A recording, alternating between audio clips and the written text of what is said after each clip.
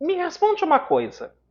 Quando você ouviu que o Christopher Nolan ia adaptar a Odisseia, qual foi a sua primeira reação? Porque a minha foi mais ou menos assim. Como é que alguém vai transformar um poema de quase 3.000 anos em um filme de 3 horas? E olha, eu saí do cinema pensando que talvez não existisse diretor melhor para fazer isso. Mas antes da gente falar do filme, deixa eu perguntar outra coisa. Quando você pensa em A Odisseia, o que vem à cabeça? O Ciclope? As sereias? O cavalo de Troia? Já adianto, se foi o cavalo de Troia, já começou errado. Aquilo acontece antes, na Ilíada. A Odisseia começa quando a guerra já acabou. Ou melhor, quando esta guerra deveria ter acabado. Porque o Odisseu só quer uma coisa: voltar para casa. Só que parece que o universo inteiro resolveu dizer: hoje não. Tem tempestade, tem monstro, tem deuses, tem gente querendo tomar o lugar dele. E de vez em quando, o maior problema é ele mesmo.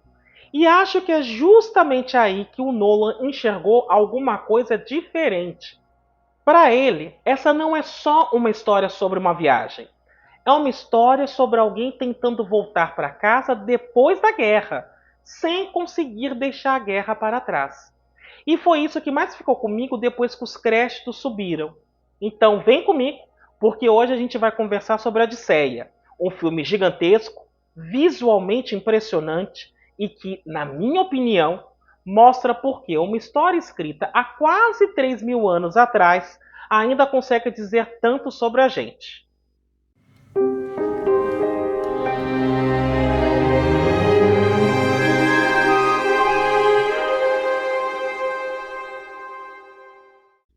Sabe o que mais me impressiona na Odisseia?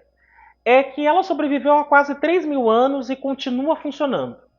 Pensa na quantidade de livros, filmes e séries que surgiram nesse tempo. E olha, neste momento não pensa nos últimos 3.000 anos, não. Pensa nos últimos 30. Muitas dessas obras fizeram sucesso, desapareceram e ficaram pelo caminho.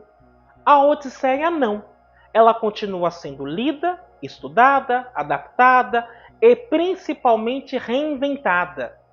E eu acho que isso acontece porque ela nunca foi só uma história sobre a Grécia Antiga. Ela fala de coisas que continuam fazendo sentido. Quem nunca teve a sensação de que o caminho era muito mais difícil do que imaginava? Quem nunca precisou abrir mão de alguma coisa para seguir em frente? Quem nunca voltou para um lugar esperando encontrar tudo igual e percebeu que muita coisa tinha mudado? É por isso que a gente continua contando essa história. E cada época acaba encontrando um jeito diferente de olhar para ela. Tem adaptação que destaca a aventura, outras preferem o lado mitológico, algumas transformam o Odisseu naquele herói praticamente invencível. E é justamente aí que entra o Christopher Nolan, porque ele parece menos interessado nas criaturas fantásticas e mais interessado no homem que está passando por tudo aquilo. Enquanto muitos enxergam a Odisseia como uma grande aventura, Nolan parece perguntar: como alguém volta para casa depois de viver uma guerra? E essa pergunta muda completamente a forma como a gente assiste ao filme.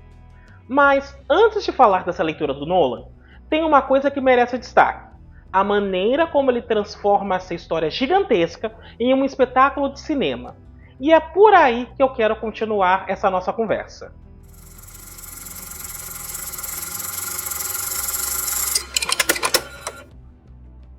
Aqui entra uma coisa que eu gostei muito nesse filme. O Nolan não tenta reinventar a história. Ela continua sendo a Odisseia que a gente conhece. Odisseu passa pelas ilhas, enfrenta os monstros, encontra os personagens clássicos, tudo isso está lá. Mas o jeito de contar faz toda a diferença. Se você já assistiu a outros filmes dele, você sabe que o Nolan gosta de brincar com o tempo. Foi assim em Amnésia, em A Origem, em Interestelar. Ele sempre encontra um jeito de fazer o tempo contar uma história junto com os personagens. E aqui isso faz muito sentido. A própria Odisseia não é um relato totalmente linear. Ela vai e volta, mistura lembranças, relatos, acontecimentos. Então parece que esse encontro entre Homero e Nolan aconteceu de forma muito natural. Mas para mim, A mudança mais interessante não está na estrutura, está no Odisseu. Em muitos momentos, ele deixa de parecer aquele herói quase inalcançável e vira alguém muito mais humano. Alguém que carrega o peso das próprias escolhas. Sem entrar em spoilers aqui, o filme sugere que a Guerra de Troia não ficou para trás quando ela terminou. O filme sugere que ela continua presente na cabeça de quem sobreviveu. E isso muda completamente algumas cenas. Personagens que, no poema, parecem representar apenas um obstáculo ou uma tentação, passam a ganhar outro significado. Até o descanso oferecido por Calypso deixa de ser apenas um episódio da viagem e passa a dialogar com essa ideia de esquecer a dor, nem que seja por um instante. Foi aí que eu tive a sensação de que o Nolan encontrou o filme dele. Ele não moderniza Homero. Ele simplesmente olha para essa história por um ângulo diferente. E, curiosamente, esse ângulo faz a epopeia parecer ainda mais atual. Só que toda essa proposta precisava funcionar também como espetáculo. Afinal, quando você adapta uma história com ciclopes, feiticeiras, tempestades e deuses, o visual precisa convencer. E é justamente sobre isso que eu quero falar agora.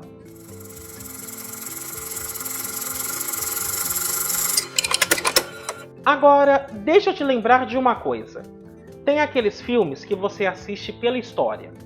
E tem aqueles filmes que, de vez em quando, fazem você esquecer da história porque simplesmente não consegue parar de olhar para a tela.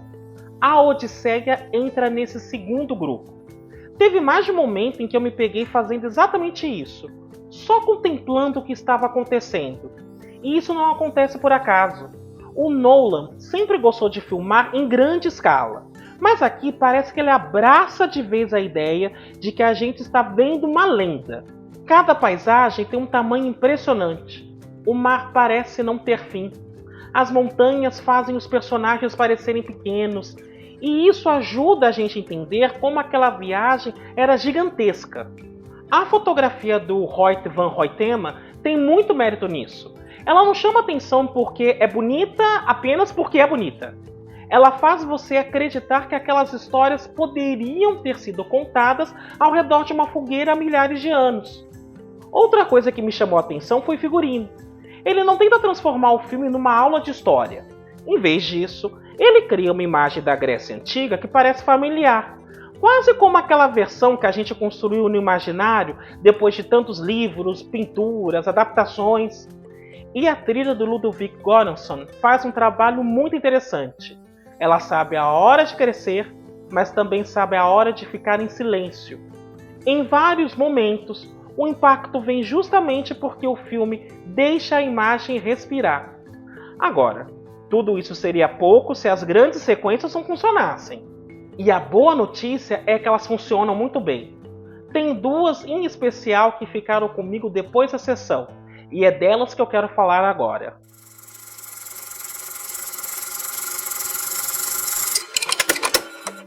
Se você me perguntasse quais momentos eu mais gostei do filme, eu provavelmente responderia sem pensar muito. O primeiro é o encontro com Polífemo. Todo mundo conhece a história do Ciclope, pelo menos todo mundo que leu o livro. Mas o Nolan consegue filmar essa sequência de um jeito que ela parece nova. Tem tensão o tempo inteiro. Você sabe que alguma coisa vai dar errado ali. A dúvida é como. E o mais interessante é que não é uma cena que depende só de efeitos especiais. Ela funciona porque o Odisseu precisa fazer aquilo que ele sabe fazer de melhor, que é pensar. É uma sequência que lembra que inteligência também pode ser tão importante quanto força. Outra parte que me surpreendeu foi a passagem por Circe. Eu esperava uma abordagem bem mais clássica, mas o filme vai por outro caminho. Tem um clima bem desconfortável, quase de terror em alguns momentos, sem exagerar, é claro. Mas é uma escolha que deixa aquela ilha muito mais estranha e ameaçadora. E já que estamos falando dos personagens, eu preciso comentar o elenco. Eu confesso que quando eu vi que o Matt Damon seria o Odisseu, eu fiquei um pouco desconfiado. Ele não era o nome que eu imaginava para esse papel. Só que, durante o filme, essa impressão foi desaparecendo. Ele encontra um equilíbrio interessante entre a figura do rei e a de um homem completamente desgastado pelo que viveu. A Anne Hathaway também aproveita muito bem o tempo que tem como Penélope. Mesmo aparecendo menos do que eu gostaria, ela consegue dar bastante força à personagem. O Robert Pattinson continua naquela fase em que parece acertar praticamente todas as escolhas na carreira. Já o Tom Holland... Bom, gente, aí esse foi quem menos me convenceu. Não é que chega a comprometer o filme, não, mas nas cenas mais dramáticas, eu senti que ele sempre estava um passo atrás dos colegas de cena. E teve uma coisa muito curiosa durante o lançamento. Boa parte das discussões nas redes sociais nem eram sobre o filme. Era sobre algumas escolhas de elenco. O engraçado é que dois dos nomes mais comentados, Elliot Page e Lupita Nyong'o, aparecem muito pouco em cena. E, ainda assim, entregam boas atuações.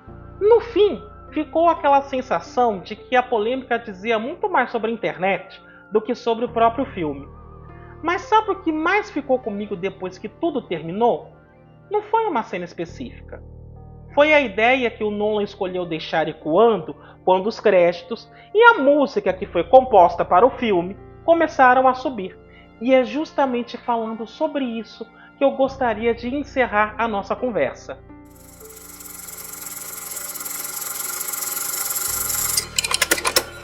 Tem uma frase que ficou na minha cabeça depois que o filme acabou. A guerra acaba. Mas será que ela acaba mesmo? E acho que essa é a grande sacada do Nolan. Ele pega uma história que muita gente conhece pelos monstros, pelas criaturas mitológicas, pelas aventuras, e lembra que existe um homem no meio de tudo isso.